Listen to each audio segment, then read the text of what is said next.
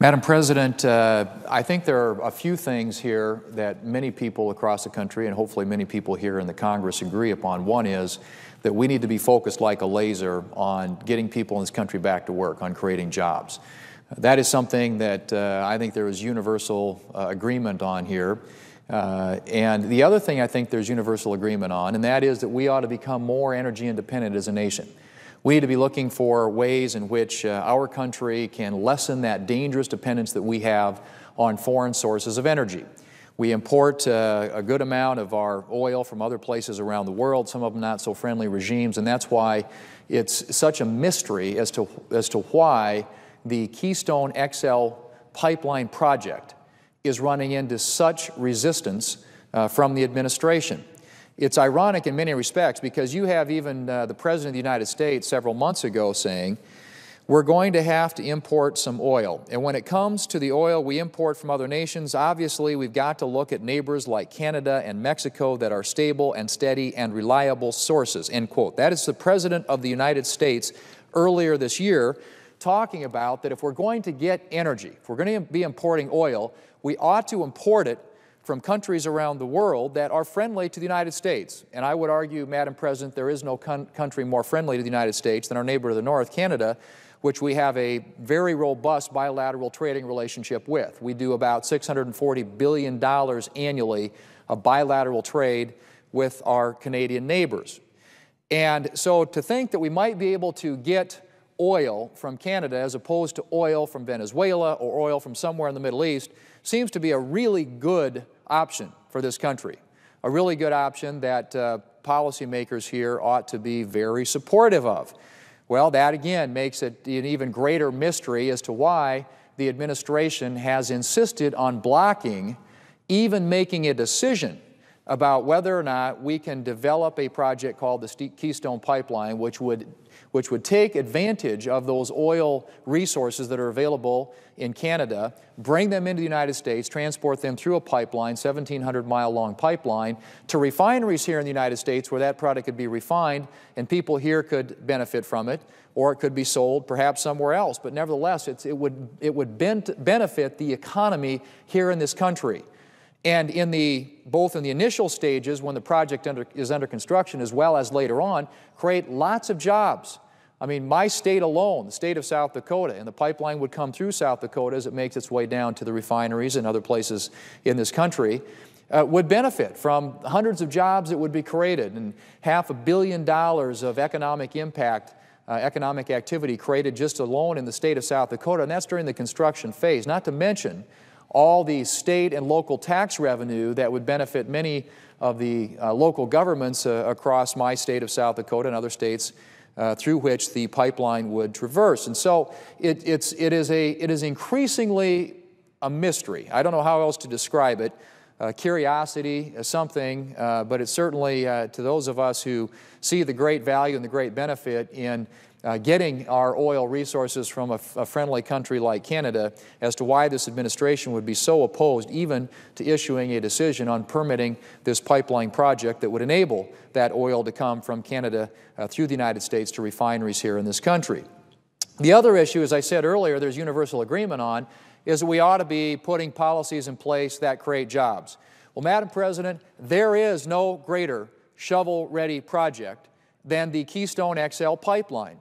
It would have an immediate impact, 20,000 jobs created immediately, $7 billion initial investment, billions and billions more over the years as this project continues to be utilized, and furthermore, I would argue, creates other opportunities for energy project development in this country. Certainly the Bakken oil find in North Dakota, I think, would stand to benefit greatly from having a pipeline this accessible to it.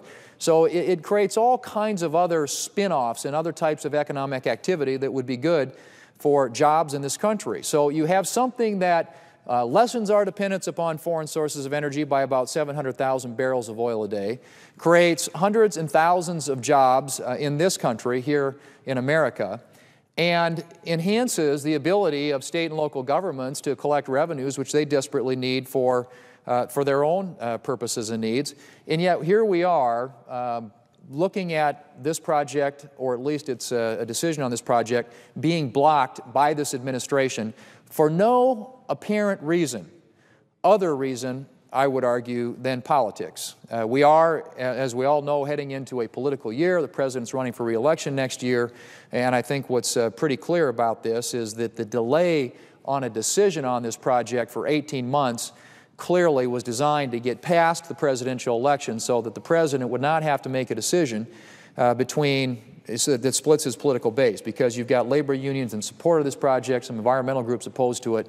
What's the natural, I guess, must be a political decision that this administration would make than to delay this?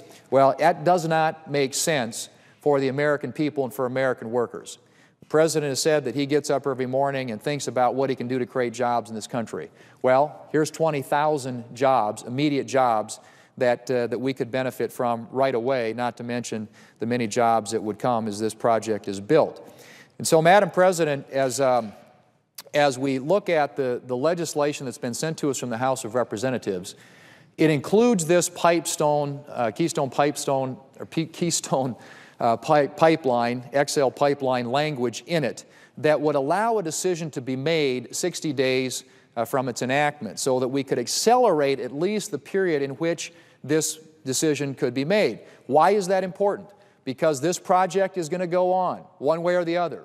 If it's not built here in this country, it's going to be shipped, this energy is going to be shipped somewhere else around the world, perhaps to China or another country, and we, the American workers, the American economy, the American need that we have for energy is not going to be met. We're not going to be benefited. We're not going to be advantaged by having this project here. It's going to go someplace else around the world. That makes absolutely no sense. It makes no sense for our economy, no sense for jobs, no sense for our energy security, no sense for the many states who are in support of this project. And so I would hope that as this debate gets underway on the proposal that was sent from the House of Representatives, that the sticking point, the thing that hangs it up, is not the Keystone XL pipeline. There are people who are probably going to have honest disagreements about various provisions in the legislation being sent to us from the House of Representatives, but one thing that should not delay or in any way detour this from being considered in the United States Senate is resistance to or objections over a final decision being made on the Keystone XL pipeline. I want to just read for you a few things, Madam President, that have been said by some of the folks across this country who think this is a good idea. And many of them represent working people across this country, labor unions. The Teamsters put it this way: the Keystone Pipeline project will offer working men and women a real chance to earn a good wage and support their families in this difficult economic climate. The AFL-CIO: for America's skilled craft construction professionals, any discussion of the Keystone XL pipeline begins and ends with one word: jobs.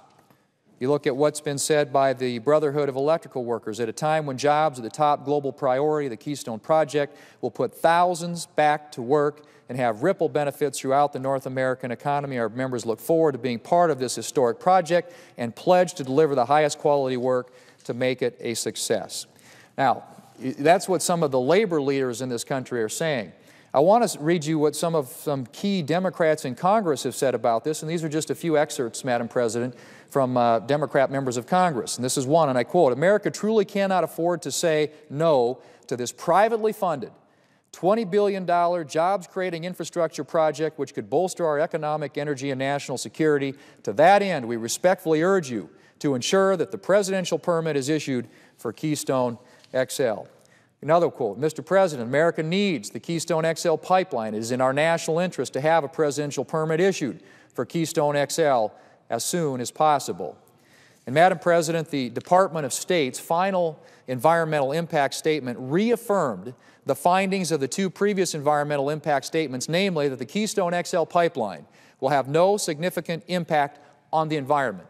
And so you have a project that has been okayed by the environmental agencies in this country. The people who've looked at the environmental impacts have essentially said this thing is teed up, it's ready to go. You have the labor organizations in this country who have weighed in behind this, says this is important to jobs in this country, to getting people back to work. And you've got Democrats here in Congress who have weighed in and said that this is a project that should move forward. In fact, there was a vote on this very language that was in a freestanding bill in the House of Representatives here recently, and there were 47 Democrats who came out in support of the Keystone XL pipeline legislation.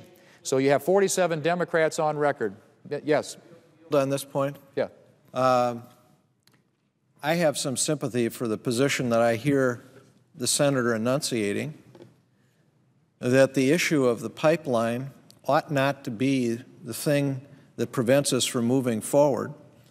I personally think the pipeline is absolutely in the national interest. It'll help us reduce our dependence on foreign energy, at least foreign sources that are hostile to our interests. The big question is, at least for this senator, would the language permit a rerouting of the line within the state of Nebraska so that the question of the Ogallala aquifer would not be addressed? Is it the senator's understanding that the language that has come to us from the House would permit Nebraska to reroute the line to avoid the aquifer?